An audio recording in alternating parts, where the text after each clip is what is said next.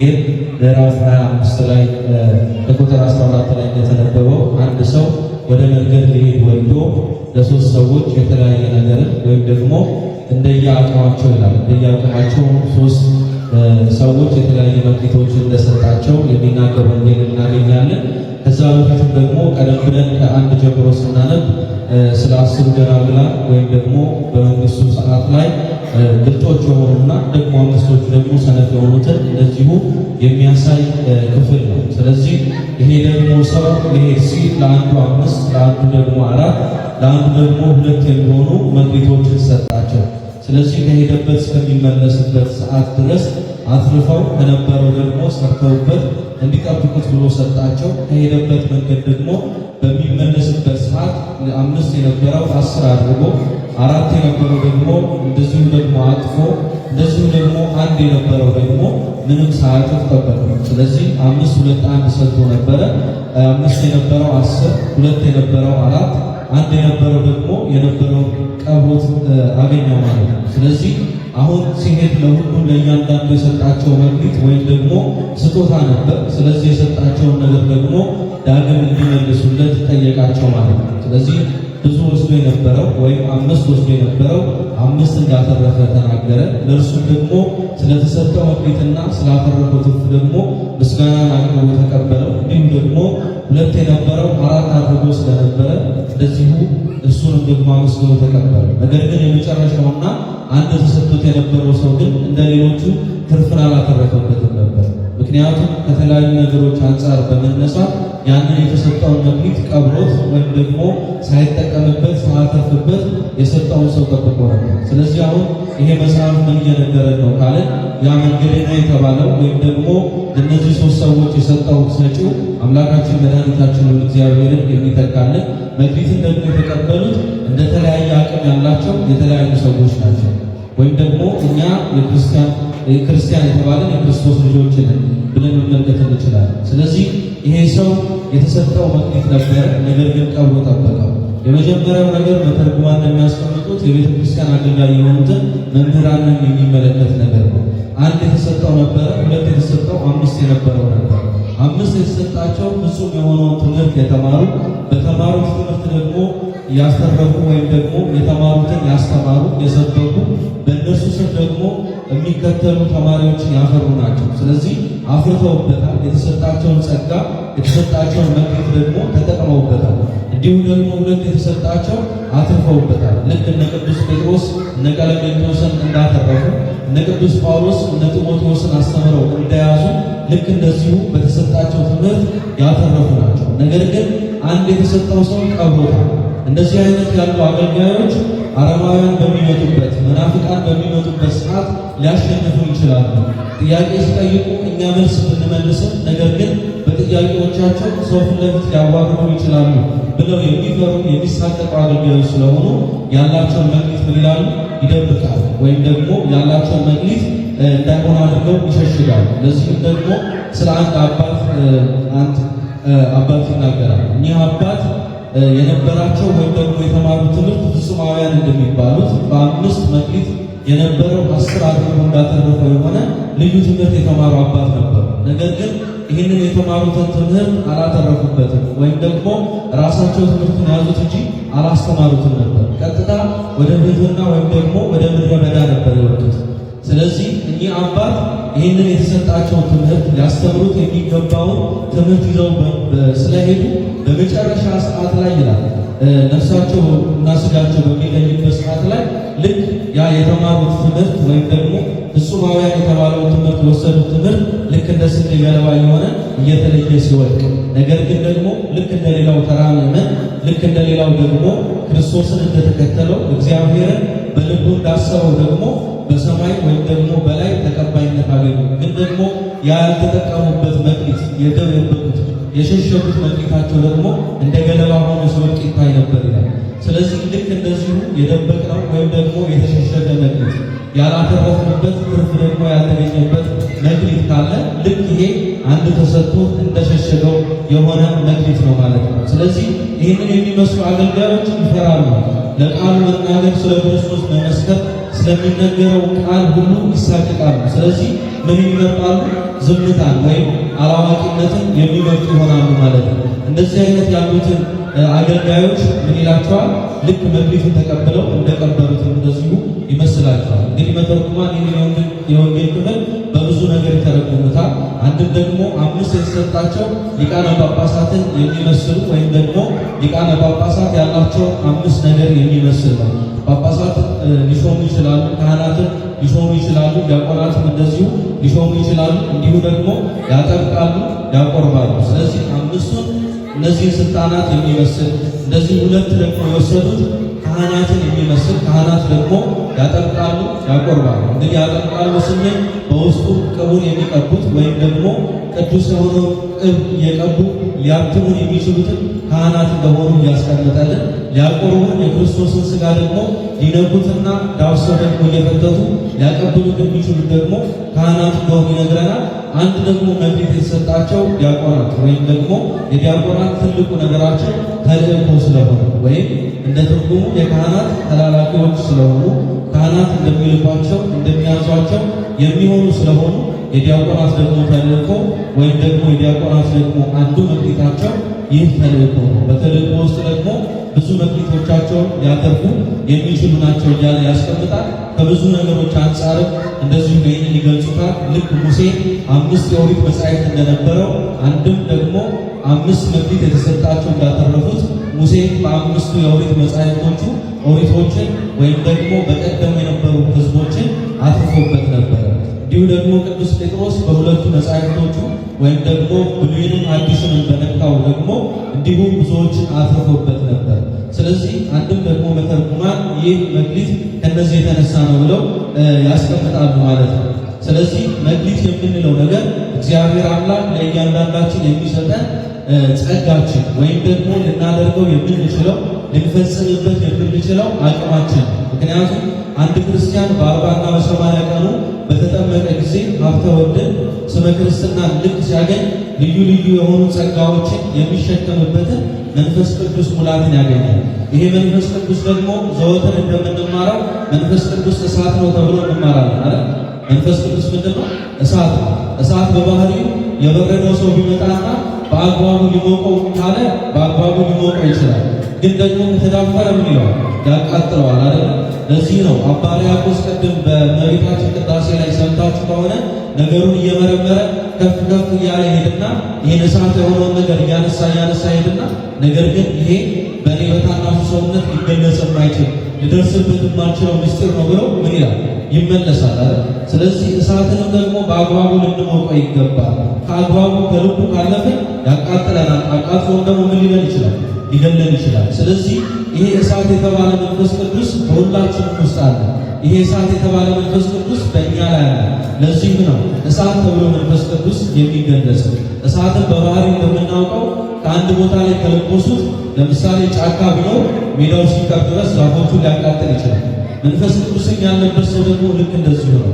የአጋንንትን እስራት የአጋንንትን ፈተና ጾሩን ሁሉ የሚያሸንፍበት አጋንንት ደግሞ ልክ እንደ ጫካ የደነደነበትን የተቀጠቀበትን ኃጢአት ደግሞ የሚያቃጥልበት መንፈስ ቅዱስ እንደዚሁ ተሰጥቶታል። ስለዚህ ይህንን የምትችሉበት ጸጋውን የምትሸከሙበት መክሊት ለሁላችን ተሰጥቷልና ልታገለግሉ ይገባል ብሎ ይህንን ይገልጸልናል።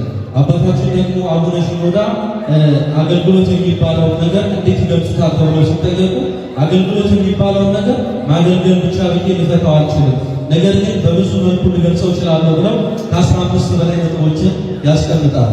ምናልባት ቶሎ ለመመልከት እንሞክር። አገልግሎት ማለት የመጀመሪያው ፍቅር ነው ይላል። አገልግሎት ማለት ፍቅር ነው። ምክንያቱም ፍቅር የሆነውን ክርስቶስን የምንሰብክበት ራሱን አስተላልፎ ደግሞ ለሌሎቹ የሰጠውን ስለ ፍቅር ደግሞ ብሎ ከስሙ ከሰማይ የወረደውን ክርስቶስን የምናስብበት ነው። ስለዚህ እርሱ ፍቅር ነው። ለዚህም አባቶቻችን ጌታችን መድኃኒታችን ኢየሱስ ክርስቶስን ከራዲዮ እንደምትባል ወፍ ይመስሉታል። ይቺ የአዋፍ ዘር የምትገኘው በቤተ መንግሥት ውስጥ ነው። ምናልባት የቀደሙ ፊልሞችን ስንመለከት አይተን ሊሆን ይችላል። ይህችን አዋፍ ለአንድ ነገር ይጠቀሙባት ነበር። አንድ ሰው ሲታመን እንደሚሞትና እንደሚድን ለመለየት ይህችን አዋፍ አምጥተው ከፊቱ ያቆሙታል። ይቺ አዋፍ ፊቷን የምትመልስ ከሆነ ያ ሰው ይሞታል ማለት ነው። ነገር ግን ደግሞ ተጠግታ ወደ አፉ ከዛ ህመምተኛ እስትንፋሱን የምትስብ ከሆነ ይድናል ማለት ነው። በባህሪያቸው አዋፍ እጅግ በጣም ንጹሕ የሆነች ፀሐይ መሰለች። ነገር ግን ይሄ ሊድን ያለውን ሰው ተጠግታ እስትንፋሱን ስትወስድ ያ ፀሐይዋ ይረግፋል፣ ብርድ ይላታል፣ ትንቀጠቀጣለች። ፀሐይ ላይ ወጣ ደግሞ ለ3 ሰዓታት ያህል ትሞቃለች። ከዛም በኋላ ፀሐዩ ሲበረታባት ደግሞ ወደ ባህር ወርዳ 3 መዓልትን 3 ሌሊትን ታሳልፋለች። ጌታችን መድኃኒታችን ኢየሱስ ክርስቶስን ደግሞ ልክ እንደዚህ አዕዋፍ ፍዳ የበዛበትን አዳምን ተጠጋው። መለኮት ብርሃን የሚስማማው ሆኖ ሳለ ልክ ይቺ ደግሞ ወፍ ፀዓዷ እንደረገፈ ጌታችን መድኃኒታችን ኢየሱስ ክርስቶስ መለኮትን ከትስብእት ምን አለ አስማማ ማለት ነው። ከዛም በኋላ የአዳምን ሕማም እየታመመ በምድር ላይ ልክ ያቺ ወፍ ብርድ እንዳላት ደግሞ በህመሙ እየተመላለሰ ቁስሉን ምን አለበት አዳነለት። ከዛም በኋላ ልክ ይቺ አዕዋፍ ደግሞ 3 ሰዓት ፀሐዩን እንደሞቀች ጌታችን መድኃኒታችን ኢየሱስ ክርስቶስ በመስቀል ላይ 3 ሰዓታትን አሳለፈ። እንዲሁ ከባህር በታች ደግሞ 3 መዓልትን 3 ሌሊትን እንዳሳለፈች ጌታችን መድኃኒታችን ኢየሱስ ክርስቶስ ደግሞ እንዲሁ ምን አደረገ? 3 መዓልትን 3 ሌሊትን በመቃብር ውስጥ ደግሞ አሳልፎ እንዲሁ ሙስና መቃብርን ድል አድርጎ ተነሳ። ይቺ አዕዋፍ በዚህ ብቻ አታቆም። ከባህሩ ስትመለስ የነበራትን የቀደመውን ብርሃኗ የነበራትን ነጭነት ይዛ ትመለሳለች። እንዲሁ ደግሞ ጌታችን መድኃኒታችን ኢየሱስ ክርስቶስ የቀደመውን ብርሃን ይዞ ምን አለ? በትንሣኤ ተነሳ። ስለዚህ ይህንን ፍቅር የምናስብበት ስለሆነ ይላሉ አቡነ ሽኖዳ አገልግሎት ማለት ምንድነው? ፍቅር ማለት ነው ብለው ይገልጹታል። እንዲሁ ደግሞ ሁለተኛው ነገር አገልግሎት ማለት ለሁሉም መዳረስ ማለት ነው። ምክንያቱም አንድ አገልጋይ ማለት ልክ እንደ ምንጭ ውሃ የሆነ የሚያልፈው የወጣው ምን ይላል? ከእርሱ ይጠጣል። ስለዚህ የቤተ ክርስቲያን አገልጋይ የሚባል አንድ አገልጋይ ካህንም ሆነ የሰንበት ተማሪም ሆነ ዲያቆንም ሆነ ሰባኪም ሆነ ልክ እንደ ምንጭ መሆን አለበት። ባለበት ቦታ ላይ ሁሉ ክርስቶስን የሚያስከብር ቤተ ክርስቲያንን የሚመሰክር ስብከት ሊኖረው ይገባል። ምክንያቱም አቡነ ሽኖዳ ይህንን ነገር ሊያብራራ የማይችልስ ሊሰብክ የማይችልስ እንዴት ይሆን ብለው ሲጠይቋቸው የዝምታ ስብከትን መስበክ ይችላል። የዝምታ ስብከት ደግሞ የምንለው የነበረውን ማንነቱን አስተካክሎ ማንነቱን ክርስቶስን እንዲሰብክ ሊያደርግ ይችላል ብለው ይገልጹት ነበር። ስለዚህ አገልግሎት ማለት ፍቅር ማለት ነው። አገልግሎት ማለት ለሁሉ መዳረስ ማለት ነው። አገልግሎት ማለት ደግሞ ለሌላው ምእመን መንፈሳዊ የሆነውን ልዩን ምግብ ማቀበል ማለት ነው። ልክ ካህናት እዚህ ጋር ቆመው ዘላለም የማያስርበው ዘላለም የማያስጠማውን ማዕድ እንዳቀረቡልን አገልጋይ ማለት ደግሞ ምን ማለት ነው? መንፈሳዊውን ማዕድ የሚሰጠን። እንዲሁ ደግሞ አቡነ ሽኖዳ ምን ይላሉ? አገልግሎት ተራ ስራ አይደለም። ተራ ስራ ከእንቅልፋችን ተነስተን ድንገት ልናደርገው እንችላለን። ካለንበት መንገድ ቆም ብለን ልናደርገው እንችላለን። አገልግሎት ግን በመንፈስ ቅዱስ መቃኘት ይፈልጋል። ምክንያቱም እንኳን አገልጋይ የምንጠቀምባቸው የመዝሙር መሳሪያዎች እንኳን መዝሙሩ ላይ ወይም ዝማሬ ላይ ከመቅረባቸው በፊት ምን ማለት አለባቸው? መቃኘት አለባቸው አይደል? አንድ አገልጋይ ደግሞ አገልግሎቱን ከመጀመሩ በፊት በምን ይቃኛል? በመንፈስ ቅዱስ ይቃኛል። ልክ ሐዋርያትን ጌታችን መድኃኒታችን ኢየሱስ ክርስቶስ ሂዱና በዓለም ሁሉ እየዞራችሁ አስተምሩ ከማለቱ በፊት ምን ብሏቸው ነበር? ቃኝቷቸው ነበር። በእሳት አምሳል መንፈስ ቅዱስን አውርዶላቸው ነበር። ስለዚህ ተራ የሆነ ስራም አይደለም። እንዲሁ ደግሞ ቅዱስ የሆነ ቅንዓት ነው ብለው ይገልጹታል። ቅዱስ ዳዊት እንደተናገረው ሐዋርያት ደግሞ ክርስቶስ ሲያስተምራቸው በልባቸው ብልጭ እንዳለላቸው የቤቱን ቅንዓት እንደመሰከረ ቅዱስ የሆነ ቅንዓት ማለት አገልግሎት ነው ብለው እንዲሁ ይገልጹታል ማለት ነው። ስለዚህ ቅንዓት የምንለው ነገር ቅዱስ የሆነ ቅንዓት አለ፣ መጥፎም የሆነ ቅንዓት አለ። ለምሳሌ ሐዋርያት እርስ በርሳቸው እየተያዩ የሚቀኑት ቅንዓት ነበር። እርስ በርሳቸው እየተያዩ ዮሐንስ እንደዚህ ተደርጎለታል ለእኛም ደግሞ እንዲሆንልን ብለው በፍቅር ሆነው በጸሎት ይጠይቁ ነበር። ለቶማስ እንደዚህ ተደርጎለታል ስለዚህ ለእኛም እንዲሆን እያሉ በፍቅር ይጠይቁ ነበር። ይሄ ቅዱስ የሆነ ቅንዓት ነው። ነገር ግን ተንኮል የነበረባቸው እንደዚሁ ደግሞ የተለያዩ ነገሮችን በማሰብ ስር በመባስ እንደዚሁ ደግሞ በጥንቆላ የነበሩ ሰዎች የተንኮል ቅንዓት ነበረባቸው። ነገር ግን አገልግሎት የምንለው ቅዱስ የሆነ ቅንዓትን የሚሸከም ነው። እንዲሁ ደግሞ ይላሉ አገልግሎት ማለት በሰዎችና በእግዚአብሔር መካከል የሚዘረጋ ድልድይ ነው። ልክ ካህናቱ እዚህ ጋር ቆመው ጸሎታችንን እንዲያደርግ ጸሎታችንን ደግሞ አምላካችን እንዲቀበለን እንደሚያደርጉልን ልክ እንደዚህ የሆነ ድልድይ ነው። የሚማር ደግሞ መጥቶ ሲማር በሚያስተምረው በሚመክረው ደግሞ ክርስቶስ ተጠቅሞ ድልድይነቱን ደግሞ ተመልክቶ ይመክራል፣ ያስተምራል። ስለዚህም ደግሞ መልካም ድልድይ ነው። እንዲሁ አገልግሎት ደግሞ ማለት ይላል ምሳሌ መሆን ነው፣ አሳቢ መሆን ነው። አባቶቻችን ካህናት ለእኛ ያስባሉ፣ እንዲሁ ደግሞ አገልጋዮች ለሕዝብ ያስባሉ። የሥጋችሁን ድክመት ደግሞ ቆጠብ አድርጉትና ለነፍሳችሁ ደግሞ የሚደክሙ ሁኑ የሚሉት ከማንም በላይ የሚያስቡልን ስለሆኑ ነው። በዓለም የሚያስብልን ሰው ምናልባት በገንዘብ ልክ ሊያወዳድር ይችላል፣ ምናልባት በሚኖረን ሀብት ልክ ሊያወዳድር ይችላል። አባቶቻችን ካህናት፣ የቤተ ክርስቲያን አገልጋዮች ግን የሚያወዳድሩን የሚያስቡልን ከላይ ያለውን መንግስት እንድንወርስ እዚሁ ወንጌል ከፍ ብሎ እንዳለው ልክ እንደ ብልጦቹ መንግስቱ በሚመጣበት ሰዓት ዘይቱንም እንደዚሁ ደግሞ የጥጡን ፈትል የያዘን እንድንሆን መብራቱን አብሩ ሲባል ልናበራ የተዘጋጀን እንድንሆን የሚሆነውን ምክር ስለሚመክሩልን አገልጋዮች ምንድን ናቸው? አሳቢዎች ናቸው። ከቃሉ ጋር ናቸው። ከቃሉ ጋር ናቸው። ስለዚህ አገልጋዮች ምንድን ናቸው? አሳቢዎች ናቸው። እንደዚሁ ደግሞ አገልግሎት ማለት በራሱ የሥራ ኃይል ነው ይላሉ። ምክንያቱም አገልጋይ ቆሞ ሲናገር፣ አገልጋይ ቆሞ ሲመሰክር ልክ አፈር ውስጥ ዘርን እንደሚቀላቅል ገበሬ ይመስላል። ምክንያቱም ያቺ ዘር አፈር ውስጥ ስትወርድ ምን ትላለች? ታድጋለች አይደል? ስለዚህ የሚቀበለው ደግሞ የሚዘራበት ሰው መልካም አፈር ሆኖ የሚዘራውን ዘር ምን ማለት አለበት? መቀበል አለበት። ያኔ ሊያበቅል ሊያፈራ ይችላል። ስለዚህ አገልግሎት ትልቅ የሆነ ድልድይ ነው እያሉ ይህንን ነገር በሰፊ ገልጽታል። ይህንን ደግሞ ስንል አገልጋዮችን ደግሞ አንድ ነገር ሊመለከቱ ይገባል። አንድ አገልጋይ ሲባሉ 3 ነገሮችን ጠቅልለው ይዛሉ ይላል። የመጀመሪያው ነገር ሚዛን፣ ሁለተኛው መክሊት፣ ሶስተኛው ኃላፊነት። ኃላፊነታቸው ሁሉን መምከር፣ ሁሉን ማስተማር፣ እነርሱም ደግሞ በምግባር መኖር። መክሊታቸው ደግሞ የሚጠቀሙት ጸጋቸው። ሚዛን ደግሞ የምንለው በመጨረሻ በተሰጣቸው መክሊት ተጠቅመውበታል። መምከር ያለባቸውን መክረዋል፣ መስበክ ያለባቸው ሰብከዋል። የሰበኩትስ ደግሞ ስብከት ትርፍ አፍርቷል ወይ የሚለው ነው። ቅዱስ ጳውሎስ በጻፋቸው 14 መልእክታት ላይ ብንመለከት ለሁሉ ምን ይላቸው ነበር? የሚችለውን እየመጣ ይጎበኛቸው ነበር፣ የሚችለውን ደግሞ በጽሕፈቱ ይጎበኛቸው ነበር። ስለዚህ አንዱ የአገልጋይ ምግባሩ ያስተማረውን የመከረውን ዳግም መጎብኘት መቻሉ፣ ያለበትን ጽናት መመርመር መቻሉ። ስለዚህ ይህ ሁሉ ደግሞ በሚዛን ላይ ይመዘናል። ይህን ጠቅልሎ ሲይዝ ደግሞ ራሱ የሚሰብከው ሰባኪ ደግሞ የሚናገረውን ቃል እንደሚኖርበት እንዲሁ ራሱ ይመርምራል። ያኔ አገልግሎት ማለት ያ ነው። ገብርኄር ማለት ወይም ደግሞ መልካም አገልጋይ ብለን ልንገልጸው የምንችለው እነዚህን መስፈርቶች ጠቅልሎ የያዘ ነው።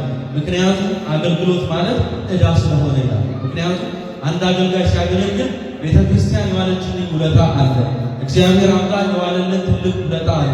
ስለዚህ ደግሞ ለዚህ የምከፍለው ትልቅ ዕዳ አለብኝ ብሎ ለእግዚአብሔር የተሰጠ ሆኖ ይቆማል። ምክንያቱም እግዚአብሔር ሲፈጥረን እውቀትን ዘርቶ ያለ መምህራን፣ ያለ አባቶች፣ ያለ መሪ ሊፈጥረን ይችላል። ግን ደግሞ እኛንም ሊጠቅመን እኛም ደግሞ በእርሱ እንድንጠቀም በመካከላችን የሚመሩ ደግሞ የምንመራ አድርጎ ፈጠረ። ስለዚህ ይህንን የመሰለ ልዩ የሆነ ምልከታን ያስቀመጠበት ቃል አገልግሎት ይባላል። ይህንን መክሊት የተጠቀሙ ደግሞ አገልጋዮች መልካም አገልጋዮች ይባላሉ። 5 የነበረው አትርፎ እንደጠበቀ፣ 2 የነበረው አትርፎ ደግሞ እንደቆየ የሚሆኑ መልካም አገልጋዮች። ስለዚህ ይህንን የሚመስሉ የቤተ ክርስቲያን አገልጋዮች ካሉ ደግሞ መልካም ሆነው የተዘጋጁ አፈሮች ወይም ደግሞ መልካም ሆነው የተዘጋጁ መሬቶች ያስፈልጋሉ። የተዘራባቸውን ዘር የሚቀበሉ የተዘራባቸውን ዘር ደግሞ የሚያበቁ ሊሆን ይገባል። አንድ ገበሬ ምርቱን ሲሰበስብ እጅግ በጣም ይደሰታል። አባቶች ካህናት ደግሞ ልክ እንደዚሁ ናቸው። ምርቱን ምን ይላል? ይሰበስባል። ዘርቶ ብቻ አይተው ማለት ልክ ገበሬ ማዳበሪያ ልክ እህሉን እንደሚያሳቅፈው ደግሞ ካህናት የሚያሳድገውን የክርስቶስን ስጋውና ደግሞ ምን ይላል? ያሳቅፉናል አይደል? ወይም ደግሞ ይሰጡናል። ያ ደግሞ ልክ ቅዱስ ጳውሎስ እንዳለው በሰማያዊ ስፍራ በመንፈሳዊ በረከት የሚያከብረን ትልቅ ጥበብ ነው። በምድር ብቻ የምናበራ ሳይሆን በሰማይ የምናበራ እንሆናለን። ጌታችን መድኃኒታችን ኢየሱስ ክርስቶስ 3 ትላልቅ ነገሮች አሉ። ካህናት ሲሉ ሰምታችሁ ከሆነ በሐልዮ፣ በነቢብ፣ በገቢር የሰራችሁትን ኃጢአት እግዚአብሔር ይፍታ ይላል ማለት ነው። ጌታችን መድኃኒታችን ኢየሱስ ክርስቶስ በመጽሐፍ ቅዱስ እንዳሳየን ሁሉ ነገር ይህንን ሁሉ ፕሮሰስ ሳይከተል በሐልዮ በማሰብ በነቢብ በመናገር በገቢር በመስራት ተአምራት ማድረግ እውቀትን መግለጽ ይችላል። ግን እኛም እንድንጠቀም እኛም ደግሞ ከጥቅሙ እንድንሳተፍ ድልድይ አድርጎ ከድልድዩ ጫፍ ደግሞ ያሉት ፍሬውን እንዲሰበስቡ አድርጎ አዘጋጅቷቸዋል። ስለዚህ መልካም አገልግሎት ማለት አገልጋዩ ተቀብሎ እርሱም ደግሞ በአገልግሎት መሳተፍ ማለት ነው። ስለዚህ በዚሁ ስንሳተፍ ሁላችንም መልካም አገልጋይ እንሆናለን። ምክንያቱም ሁላችንም እያንዳንዳችን የክርስቶስ መቅደስ ነው። አሁን የክርስቶስ መቅደስ አገልግሎት እየሰጠ እኛም ደግሞ ስናገለግል በክርስቶስ መቅደስ ውስጥ ክብር ያለው አገልግሎት እንዲኖር አደረግን ማለት ነውና ራሳችንን ልንቀድስ ይገባል። ለዚህም እኔ ቅዱስ ነኝና እናንተ ቅዱሳን ሁኑዋል። ይህንን ተቀበለው ቅዱስ ጳውሎስ በቅድስና ኑሩ እያሉ አስተማሩ። አሁንም ደግሞ በእነርሱ ጋር የተተኩ መምህራን ይህንን ይነግሩናል፣ ይሰብኩናል። ስለዚህ ለቅድስና የተዘጋጀን ሆነን እንቀመጥ ይገባል። እኔ ባጎደልኩት ለሐዋርያት፣ ለነቢያት፣ ለቅዱሳን ጥበብን የገለጸ አምላክ ለእኛም ይግለጽልን። ወስብሐት ለእግዚአብሔር።